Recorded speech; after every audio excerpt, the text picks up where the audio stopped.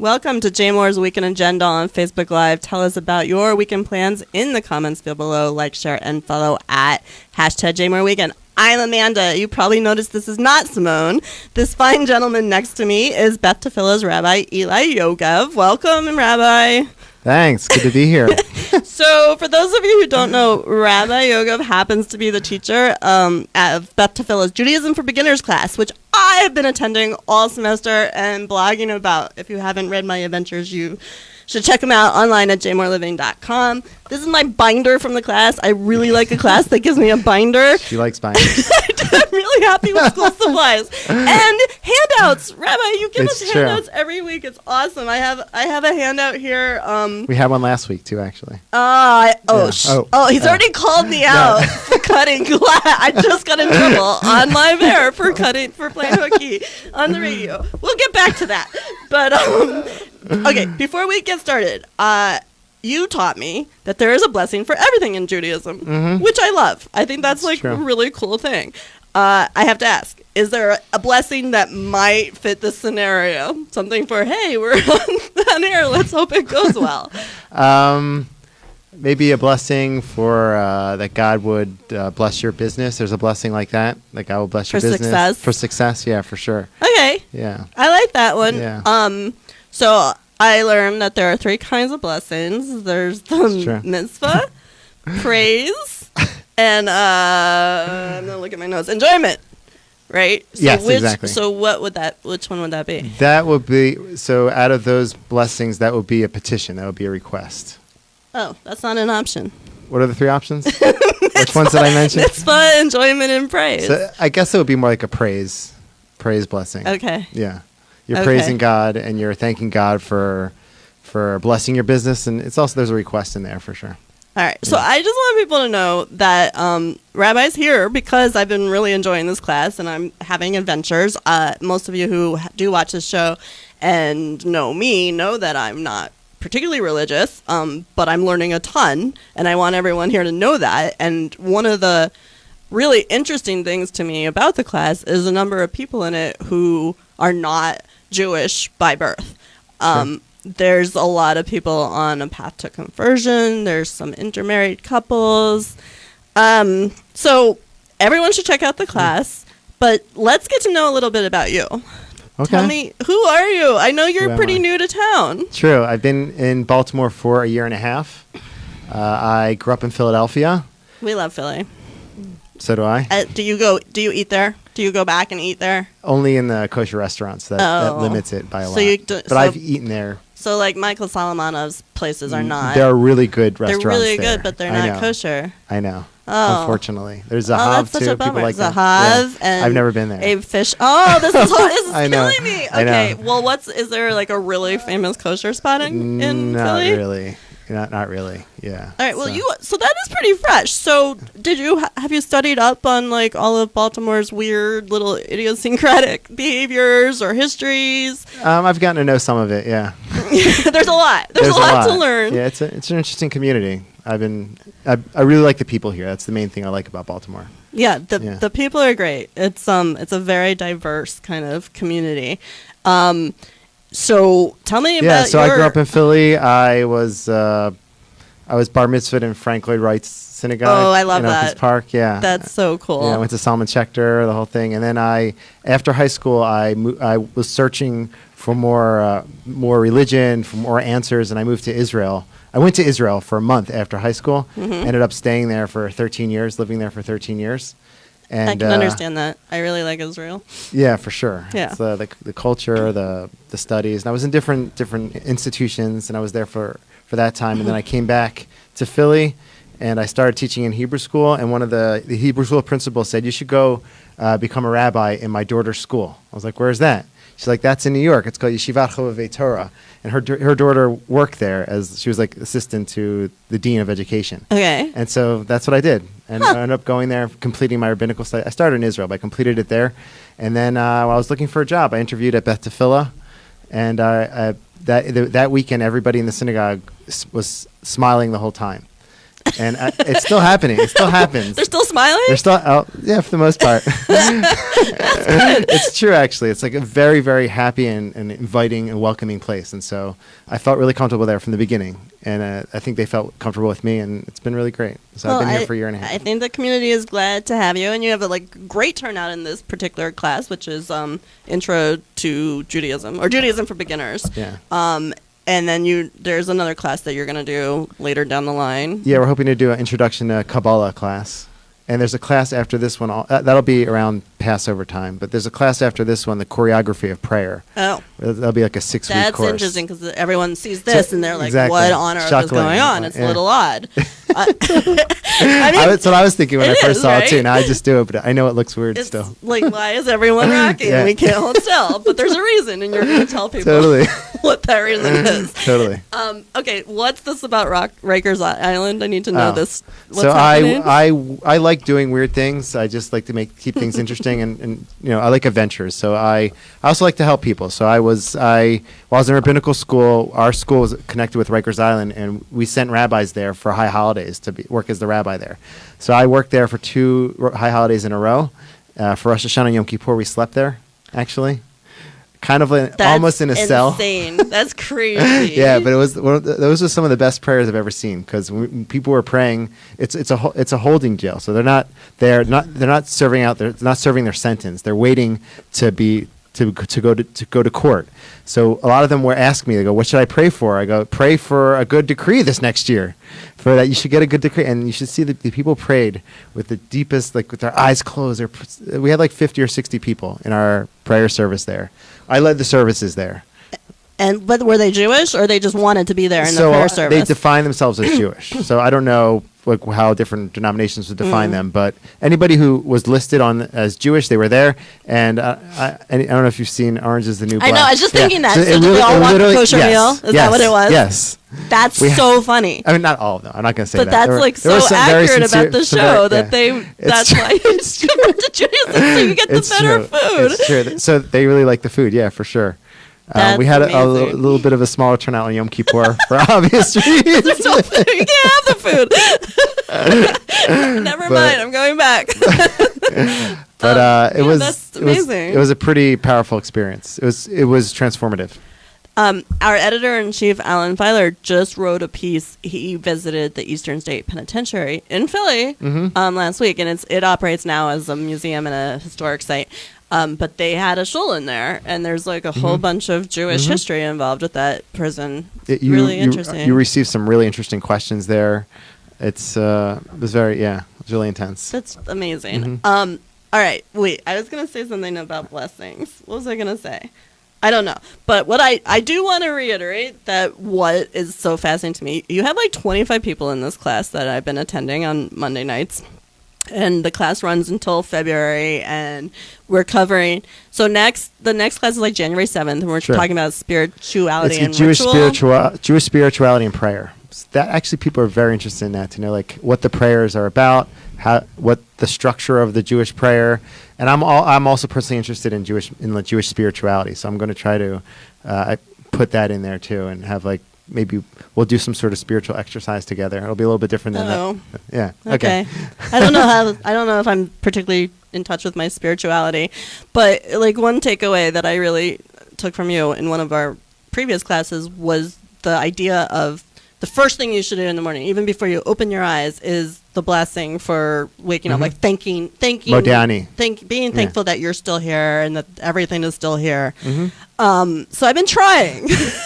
I promise I've tried. That is a hard one. It's so hard because I wake up with like one eye and I'm like, oh, where's the alarm? What time is it? No, I don't want to. And everything hurts and you're just like, oh my goodness, the day ahead of me is going to kill me. So I love that lesson, and I love the idea of it because it really goes back to that whole like waking up on the wrong side of the bed, right? That it's sort of that same idea, or something about bed bugs, or I don't know, but but yeah, I have been trying.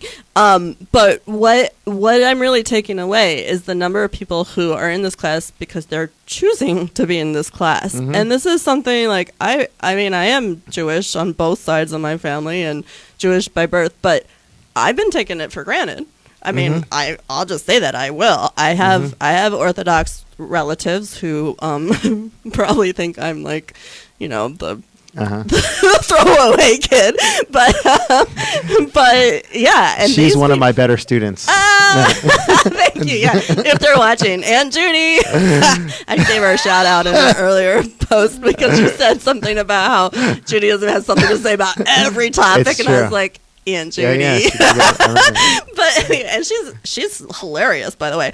But and she was a stockbroker, and she was like one of the only females on the New York Stock Exchange floor in the 80s when that was like not done and impossible, and Orthodox, and having to take off and not being able to go to the schmoozy lunches and all of that.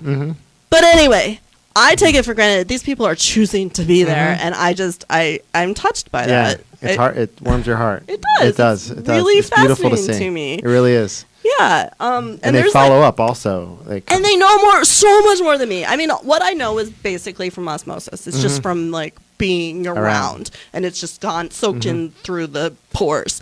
But they know a lot. I mean, there's one particular student, and I won't give any identifiers, but she knows all the answers all through class. And I'm just like, who is this person? And why does she know everything? Stop That's it. bringing me back to my elementary school days now. Yeah, there's one in every crowd, right? Let's see. What else? Anything else we want to? Oh, did I hear you once say that you started out as like a punk rocker? Did you say that? I wasn't a punk rocker, but I had like a skater, long hair stage when I was a like kid. a skater. Yeah. I was gonna ask you like if you had any affinity for certain punk bands. I like hip hop and rap more. Oh, actually, It's nice. true. Yeah, still. I'm a big Beastie Boys fan. Okay. Absolutely. I was in mourning. Have they come out with anything? No. Recently? Yeah. No, right? Yeah, and I was in mourning for like a year over that. Mm. Adam. I do remember that. Yeah, it was horrible. Okay, so I already did my show and tell. I wanted to talk about the mezuzahs because, like, as I keep saying, I've been very clear about why I'm there in this class. It's to write this blog and like to learn something along the way, and I am learning things. You are a great teacher. I'm learning a lot from you. I'm you. super happy that we're doing this together. So am I. On this journey.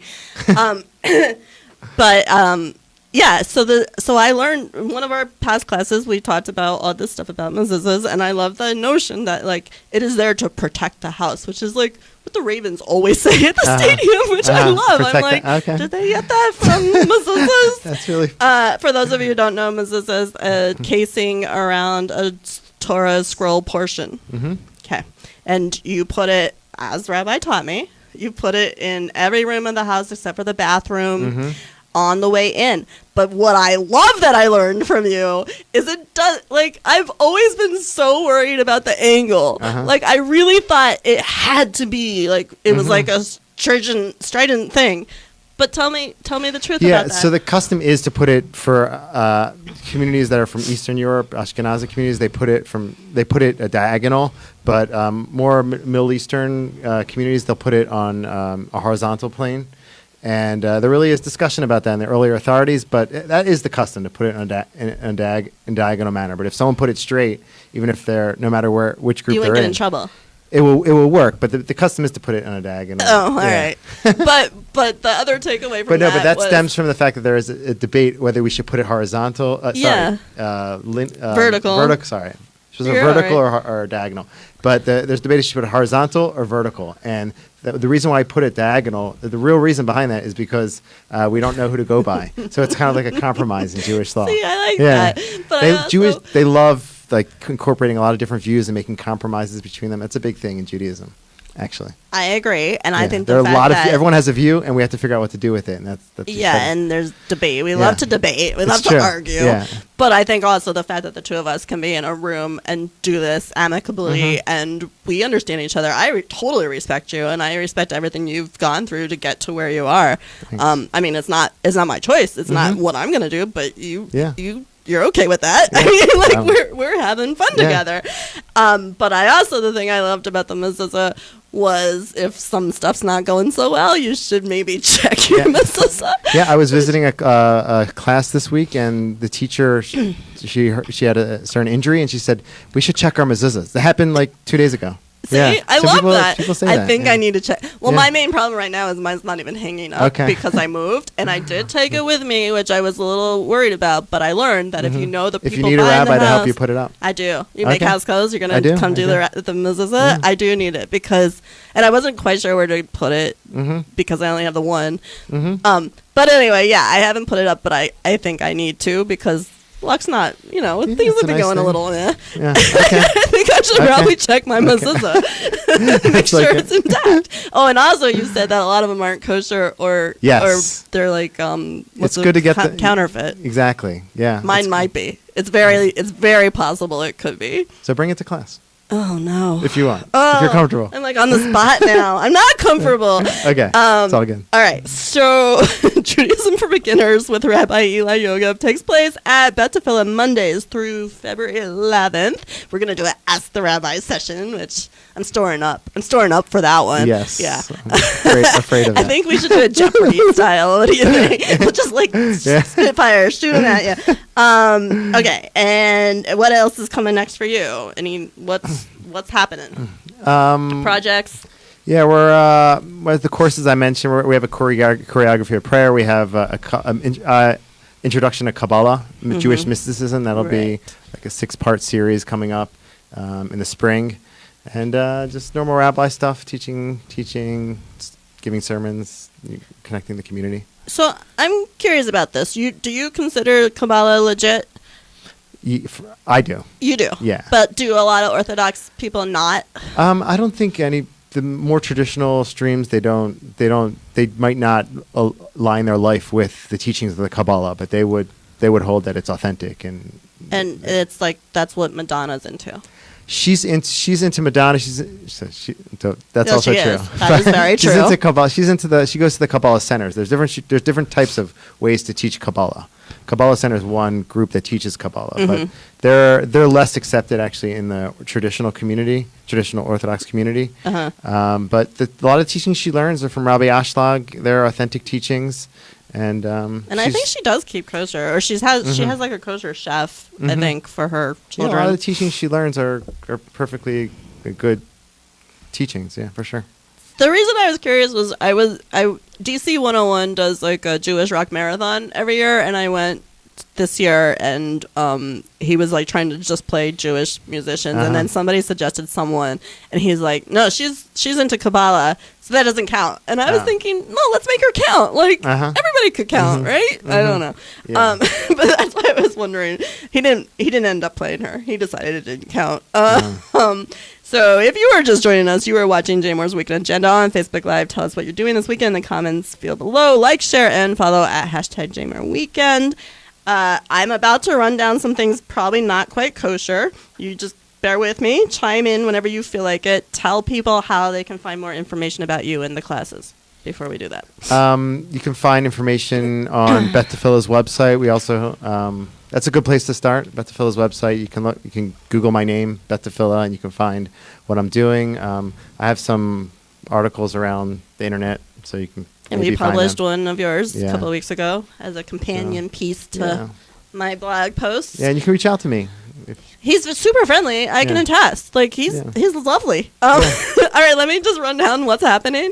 A lot of Chinese themed things because we Jews like to have it's true. Chinese stuff on Christmas. Yeah, It's, we have a it's thing Chinese for us. food movie event. You do. On the same night we were supposed to originally have our class. Yeah, we're both cutting class next week. It's Teacher true. and It's the true. student. It's true. We were sad about that. That's why we came to get Yeah, that. well, yeah. No, actually, that is the reason he's here because I played hooky last week, and then I was about to play hooky, I know. but then class got canceled, and I was like, "You better come in, or I'm about to lose like some major points." So anyway, the first event happening all weekend is Shen Yun at the Hippodrome. That is a Chinese dance company. So, we love Chinese stuff this time of year. Tonight at 7:30, tomorrow at 2, and 7:30, and Sunday at 1. They were here last year, and we wrote about it. So you can find out more at that at jmoreliving.com. Tonight at 6 and 9 Historic Synagogue in D.C. Have you been there yet? No. It's fabulous. It's Okay. mostly an event space, but it is a historic synagogue, and they do services. Anyway, they're doing a good soul Shabbat with a Chinese-inspired menu for dinner and soulful acoustic music, and that's at 6. Then there's the Little Mermen. Do you know these guys, Glenn? It's at Rams Head Live, and they're a Disney Rock cover band. But I think they're all guys. But they'll perform all your kids' favorite hits. Glenn has 2 little people. They're hilarious. I mean, from what I've seen. So I think they're hilarious. Anyway, 8 p.m., and that's all ages. Friday and Saturday at the Autobar there is Heathers the Musical, which is awesome because somebody made a musical version of the cult film, but this is the rock show of the musical version of the cult film. That's tonight and tomorrow. But I think there's only standing room tickets available, so you better hustle down there. Tomorrow, Holiday Pops at the Meyerhoff. So Broadway musical director Andy Einhorn leads the BSO and the Baltimore Choral Arts Society in a show of festive favorites from Frozen, The Sound of Music, and more. But there will also be some tap dancing Santas. So why not? Important. I like a tap dancing Santa. 3 and 8 p.m. Also Saturday, Charm City Klezmer Holiday Dance Party at Creative Alliance. Burn off your latkes and jelly donuts. They're probably still sitting in there. I know Hanukkah's a long time ago, but you can't burn those off until you go to this Yiddish dance party led by Judith Geller and Michael Radesick. They're among our favorites. That's at 8 p.m. Sunday, The Nightmare Before Christmas is at the Parkway. That is Tim Burton's 1993 Gothic Holiday Spin, and it's at 2 p.m. Are you a movie guy? I feel like you're a movie guy because you view clips in class. It's true, but they're usually from like the 80s and 90s. I know. That's what I like about it. Okay. You're playing all the good clips. Because that's when I watched a lot of movies. I wasn't. Since then, you haven't really been to the movies? Here and there. Have you been to a movie at the Senator yet? No, I've not. You need to find a reason to go. Okay. I know they always play Wonderful Life, but that you don't need to go for that. But but it's great. It's my favorite theater in town, and it's just that's good to know. You should check it out. I want you to get acquainted with everything to do in this town. So, since it's a holiday weekend, we'll spread our joy to Monday and Tuesday. And obviously, it's Community Mitzvah Day because that's a tradition that we do every Christmas Eve and Christmas Day. Join Jewish Volunteer Connection and more than 1,000 volunteers by participating in volunteer opportunities across the city. You can register for a project. There's a ton of them at jvcbaltimore.org. And then you could also spend Christmas Day at the Jewish Museum of Maryland and watch the History Channel's historic miniseries about Houdini starring Adrian Brody at the Jewish Museum of Maryland, December 25th at 12:30. Have you been there yet? At the museum? Yeah. Yeah, I've been there. That's pretty cool. It is cool. Did you see the Houdini exhibit? I did not. I didn't either, and it's been there all year. People told me about it. And I really, every time. I really want to go to it. Yeah, me too. Me too. Yeah. We should have a class field trip. Why not? Yeah. Yeah. But not this week because no class. We're all playing hooky. Don't forget, guys, we're playing hooky this week. True. I am too. We're all playing hooky. Don't show up at Beth Tfiloh on Monday. Yeah, no, I have this problem where anytime someone books a event that's like a year long, I just don't end up going because I'm like, oh, I have all the time in the world. I'll make it. Totally. And then I miss it. It happens with every one of those things. I hate that about me. I need to get down there. Okay. Did you have any upcoming events or anything else that you wanted to talk about, or is there anything else that you feel like we didn't get out that we really should say? Nothing. Nothing pressing? Nothing pressing. We could probably have you back at the end of class to see if I graduate or if I get my degree in Judaism for beginners. I think that would be fun. Okay, we'll see. Yeah. We'll do that. I have a feeling the hopes are high for a good grade. I want an A. I want an A plus because that's the kind of student I am. This is all me trying for extra credit here. It's true. Her notes are very meticulous. I see people looking over trying to copy them. Yeah, actually, one guy wanted. He couldn't make it for the December 24th class, and he asked me if he could copy my notes, and I was like, I'm not coming to that class either, buddy. But he swore to me it wasn't a Christmas Eve issue. He was just going to be out of town anyway. Okay. He's not playing Santa somewhere. Before we run, I need to hold up this Best of Baltimore Sports 2018 issue from our media partners, Press Box. They did an amazing job in here. I love this. It's got Sports Person of the Year. As you can see, Retrievers on the cover. Go Retrievers! Yeah, that's Retrievers! And it's Glenn's. We're all Retrievers here. It's got Best Concessions, Best Social Media Presence, Best New Facility. So really pick one up It's amazing. You're going to love it. Okay, you've been watching JMOR's Weekend Agenda. Join us here Fridays at 12:30 for more weekend plans, and follow us at #JMORWeekend. Find more events at jmorliving.com/events. Follow my adventures, not inventions, my adventures with Rabbi Yoggev online at jmorliving.com. I will post a blog post every time I go to class, which, we'll see. Next time I'm in class, we will also post a post. Happy solstice. Shabbat shalom. Shabbat shalom, everybody. We're out of here.